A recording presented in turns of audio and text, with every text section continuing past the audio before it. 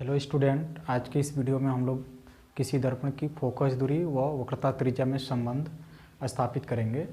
इसको जो है हम लोग सिंपल तरीके से प्रूफ ना करके थोड़ा सा दूसरे तरीके से हम लोग प्रूफ करेंगे, क्योंकि क्लास 10th में जो इस फार्मूले को F=R/2 को किसी दर्पण की फोकस दूरी F व वक्रता त्रिज्या R में संबंध F=R/2 को जो है हम बहुत सिंपल तरीके से जो है प्रूफ कराए थे। लेकिन हम उस मेथड को अप्लाई न करते हुए यहाँ पर एक हम दूसरा मेथड ज्योमेट्री की सहायता से हम इसको प्रूफ करेंगे। तो आइए देखते हैं इसका रिलेशन कैसे आता है F=R/2।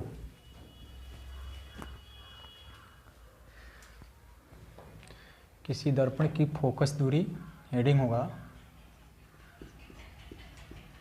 किसी दर्पण की फोकस दूरी व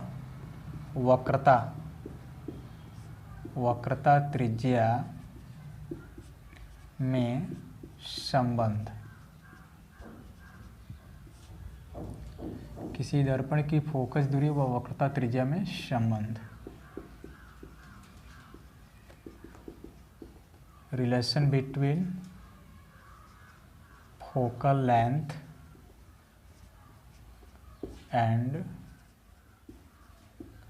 radius of curvature.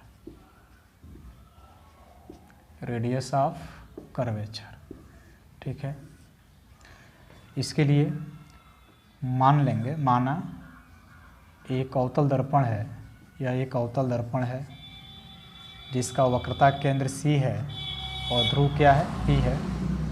CP line जो है इस दर्पण का मुख्य अक्ष है, यह मुख्य अक्ष है।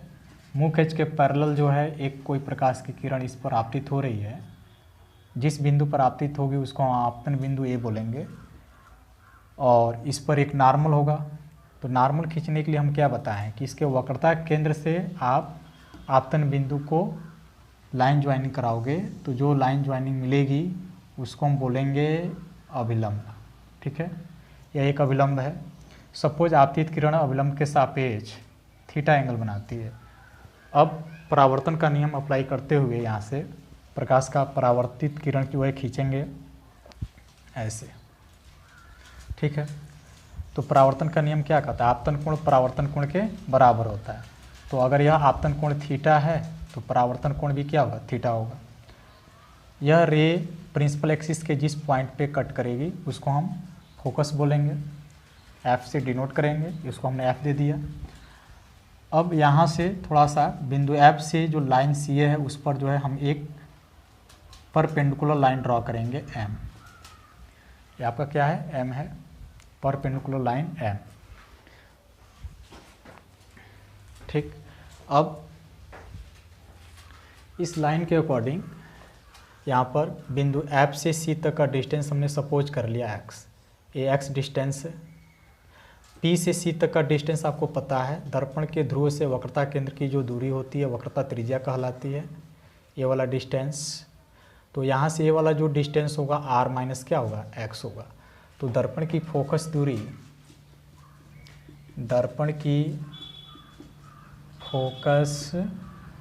दूरी कितनी है, R माइनस x। ठीक है, अब इस x की वैल्यू को जो है हम लोग फाइंड करेंगे। तो x की वैल्यू को फाइंड करने के लिए हम यहाँ पर चल रहे हैं त्रिभुज CAF की बात करेंगे। तो CAF में अगर यह आपतित किरण है, आपतित किरण, और यह मुख्य अक्ष है, मुख्य अक्ष, तो हम ये देखते हैं कि आपतित किरण और मुख्य अक्ष एक दूसरे के पैरेलल है, समांतर है। ठीक है, तो इसलिए ये जो थीटा एंगल है इस एंगल के क्या होगा, इक्वल होगा। यहाँ पे थीटा थीटा बराबर होगा, क्योंकि ये आपतित किरण है, ये मुख्य अक्ष है, और ये आपका क्या अभिलंब है। तो अगर ये थीटा एंगल है तो ये भी क्या होगा, आपका थीटा होगा, समांतर होने के कारण। ठीक, तिर्यक रेखा। अब ये थीटा हो गया। चूँकि CAF, त्रिभुज CAF एक क्या है, समद्विबाहु त्रिभुज है, समद्विबाहु त्रिभुज है। तो समद्विबाहु त्रिभुज है, F से हमने CA पर एक लंब खींचा हुआ है, इसलिए FM जो है रेखा CA को 2 बराबर भागों में विभाजित करेगा। चूँकि FM परपेंडिकुलर टू CA, इसलिए CM बराबर AM। ठीक है, मतलब कि CM की जो लंबाई होगी वो AM की लंबाई के बराबर होगी। और CA की लंबाई कितनी है?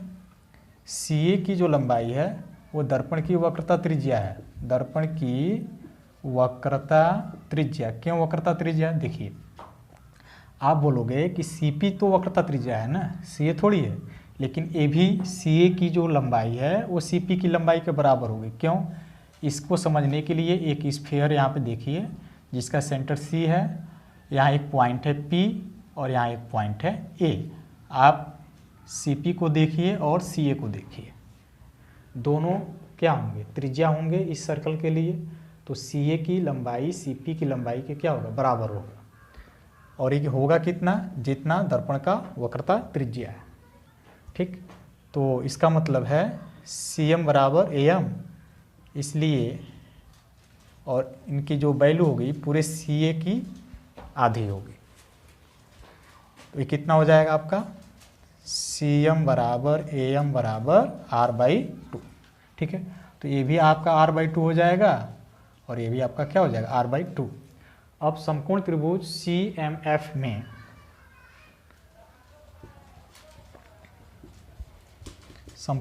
CMF में हम x निकालना चाहेंगे। x के लिए यहाँ पे cos थीटा अगर हम ले लें तो cos थीटा इक्वल हो जाएगा CM/CF, क्योंकि यह एक समकोण त्रिभुज है। इस समकोण त्रिभुज को आप ऐसे समझ सकते हो,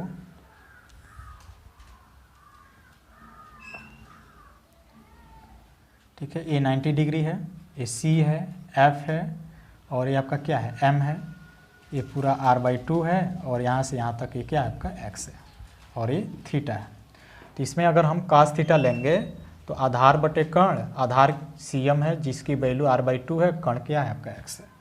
तो cos थीटा हो जाएगा आपका R/2 और CF कितना हो जाएगा? x हो जाएगा। तो cos थीटा हो जाएगा R/2x। यहाँ से x की वैल्यू निकालोगे, R/2 cos थीटा हो जाएगा। x का मान यहाँ पे रखोगे तो दर्पण की फोकस दूरी F इक्वल दर्पण की फोकस दूरी F equal R minus x, F equal R minus x. X की वैल्यू क्या है? R/2 cos theta. cos theta को ऊपर लेकर जाओगे, F equal R minus R/2 sec theta. यह फार्मूला छोटे से लेकर बड़े दर्पणों के लिए सत्य है। मतलब चाहे दर्पण छोटा हो, दर्पण का द्वारक छोटा हो या बड़ा हो, उसके लिए ये फार्मूला ट्रू है, सत्य है। R minus R/2 sec theta. अब आप कहोगे सर हमने तो ये प्रूफ किया ही नहीं है क्लास 10th में। आप प्रूफ किए हो F equal R/2, only R/2। किस कंडीशन में? वो एक छोटे से मिरर के लिए, मतलब कि दर्पण का जब द्वारक बहुत छोटा है तब के लिए F इक्वल क्या है? R/2 है। तो सपोज करो कि ये आपका मिरर बहुत छोटा सा मिरर है, बहुत छोटा सा, ठीक है। ये आपका लाइन है जिसको प्रिंसिपल एक्सिस आप बोल रहे हो, मुख्य अक्ष। अगर ये C है, ये आपतन बिंदु है, तो यहाँ देखिए, अगर मान लो कि ये मात्र इतना ही छोटा जो है मिरर है, तो अप्रोक्सीमेटली ये लाइन मुख्य अक्ष के क्या होंगी? पैरेलल होंगी, समांतर होंगी, जिसके फलस्वरूप थीटा को हम क्या लिखेंगे? लगभग 0 के बराबर। cos थीटा को लगभग 0 के बराबर हम ले लेंगे, थीटा की वैल्यू cos 0 अंश के बराबर। तो यहाँ से सेक थीटा, तो एक कंडीशन यहाँ पे अप्लाइड करेंगे। यदि दर्पण का द्वारक बहुत छोटा हो, यहाँ नोट करते हैं,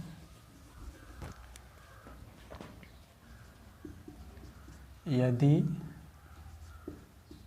दर्पण का द्वारक बहुत छोटा हो तो ये वाली लाइन इस लाइन के पास से होकर गुजरेंगी। इस कंडीशन में थीटा कितना होगा? 0।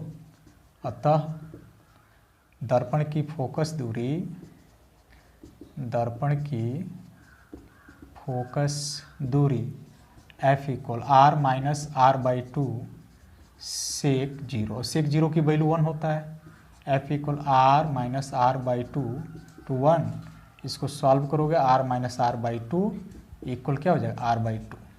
ठीक है। अतः किसी दर्पण की फोकस दूरी उसकी वक्रता त्रिज्या की आधी होती है।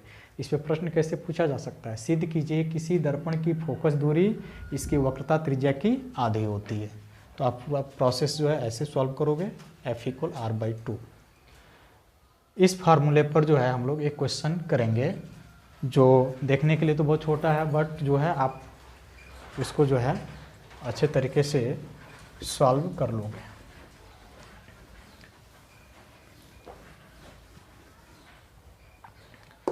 क्वेश्चन है इस पे, यह एक मिरर है जिसका एक मुख्य अक्ष है, ये सेंटर ऑफ कर्वेचर है और ये इसका पोल है। यहाँ पर जो है 3 सेंटीमीटर एक ऑब्जेक्ट है ओ डैश, और ऐसे प्रकाश की कोई किरण इस पर आपतित हो रही है पॉइंट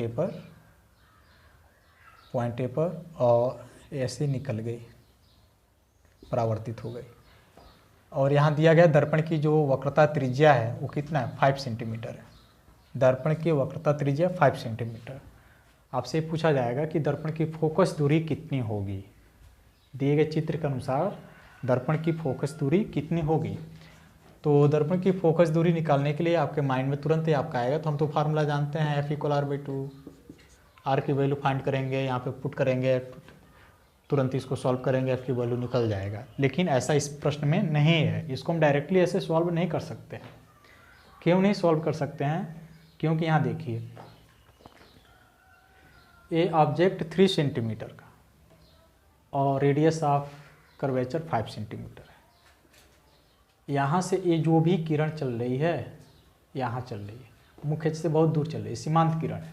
मतलब कि दर्पण बहुत लार्ज है, इसके कंपैरिजन में ये लार्ज है। ठीक, तो लार्ज है इसलिए जो है हम ये फार्मूला अप्लाई नहीं करेंगे। हमको फार्मूला अप्लाई करना है ये वाला फार्मूला, इधर ये फार्मूला। ठीक, तो इस फार्मूला को अप्लाई करने के लिए थोड़ा सा यहाँ पे हम जियोमेट्री लगाएंगे। जियोमेट्री लगाने के लिए देखिए, सबसे पहले आपको नॉर्मल ढूंढना है। नॉर्मल कहाँ होगा? सी और ए को मिलाने वाली रेखा, अर्थात वक्रता केंद्र और आपतन बिंदु को मिलाने वाली रेखा। तो ये वक्रता केंद्र है और ये आपतन बिंदु है, इसको मिलाने वाली ये रेखा है जो कि अभिलंब है। तो सपोज कीजिए ये आपतित किरण अभिलंब के रिस्पेक्ट में थीटा एंगल बना रही है, ये भी थीटा होगा। ठीक, ये ऑब्जेक्ट ओ डैश आप यहाँ मानिए, यहाँ मानिए, यहाँ मानिए, कहीं पर भी मान सकते हो जिसकी हाइट सेम होगी 3 सेंटीमीटर। ठीक, अभी इस प्रूफ में हमने बताया कि सी ए की लंबाई सी पी की लंबाई के बराबर, अर्थात जितना इसका रेडियस है, रेडियस ऑफ कर्वेचर है, उतना ही जो है सी ए की वैल्यू है। तो पूरा कितना हो जाएगा? 5 सेंटीमीटर। और ये हमने एक लंब खींचा है, लंब है। ठीक, यहाँ पे 90 डिग्री बन रहा है, ये 90 डिग्री। तो इसका एक हमने नाम दे दिया बी। ए बी सी एक समकोण त्रिभुज है, चूँकि ए बी सी एक समकोण त्रिभुज है, इसलिए इसमें अगर ए बी आप निकालोगे पाइथागोरस प्रमेय से तो हो जाएगा कर्ण का अंडर रूट कर्ण का स्क्वायर माइनस लंब का स्क्वायर, तो हो जाएगा 5 स्क्वायर माइनस 3 स्क्वायर।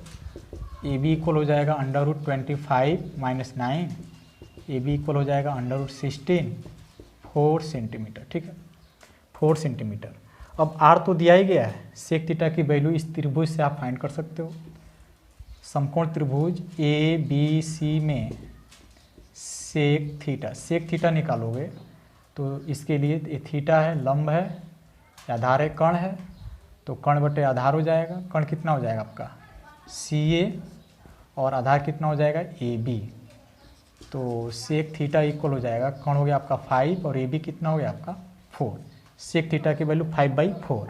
अतः दर्पण की फोकस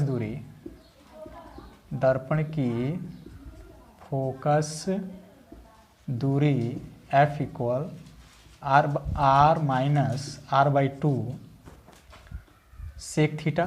सेक थीटा की वैल्यू कितना है 5/4, 5/4। आर की वैल्यू इनपुट करेंगे 5 - 5/2 इंटू 5/4, 5 - 25/8, इसको सॉल्व करेंगे 15/8। एफ की वैल्यू 15/8 सेंटीमीटर होगा। ठीक है, thank you for watching this video.